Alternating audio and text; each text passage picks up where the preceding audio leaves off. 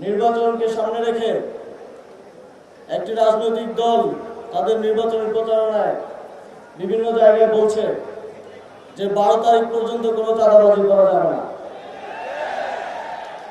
তার মানে হচ্ছে 12 তারিখের পরে চাঁদাবাজি করা যাবে। তারা পাবলিকলি এই ধরনের কথা জনগণের সামনে এসে বলার পরেও বাংলাদেশের জনগণ কোনোভাবেই 12 তারিখ তাদের পক্ষে রায় দেবে না। তারা অনেক প্ল্যানের কথা বললেও গত 17 মাসে তারা তাদের কার্যক্রমের মাধ্যমে প্রমাণ করে দিয়েছে যে তারা বাংলাদেশে আগামী দিনে কি করতে চায়।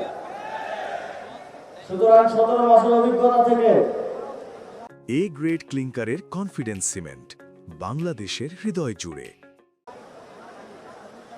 বাংলাদেশের জনগণকে ন্যায় ও ইনসাফের পক্ষে দুর্নীতি চাঁদাবাজি রুখে দিতে ঐক্যবদ্ধ হওয়া, জুলাই গণঅভ্যুত্থানের শরিক বাংলাদেশের গণতান্ত্রিক আন্দোলনের নেতৃত্ব দেয়া 11টি রাজনৈতিক দলের যে ঐক্য দেশ ও জাতির স্বার্থে 11টি রাজনৈতিক দলের অনেক ত্যাগের মধ্য দিয়ে যে ঐক্য সাধিত হয়েছে সেই ঐক্যকে বিজয়ী করে আনতে হবে।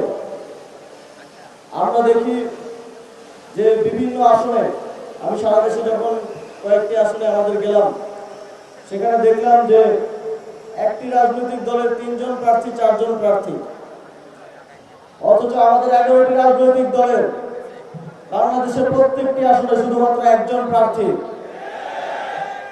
আমাদের প্রত্যেকটি রাজনৈতিক দলের প্রার্থীরা বিগত 1 থেকে 1.5 বছর মানুষের দুয়ারে দুয়ারে গিয়েছেন, পরিশ্রম করেছেন। তারপরে যখন দেশ এবং জাতির স্বার্থে সামনে এসেছে, তারা তাদের এত পরিশ্রম, এত কষ্ট, নেতাকর্মীদের কষ্ট সবকিছু ত্যাগ করে ঐক্যবদ্ধ হয়েছেন, কাঁধে কাঁধ মিলিয়েছেন।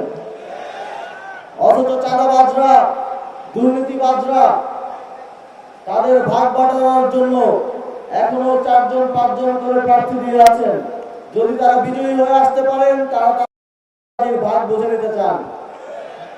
অথচ আমরা দেশের জন্য, জাতির জন্য সর্বোচ্চ ত্যাগ স্বীকার করে ঐক্যবদ্ধ হয়েছি। এখন সময় 11 দলীয় ঐক্যজোটের সকল নেতা কর্মীদের ঐক্যবদ্ধ হওয়া।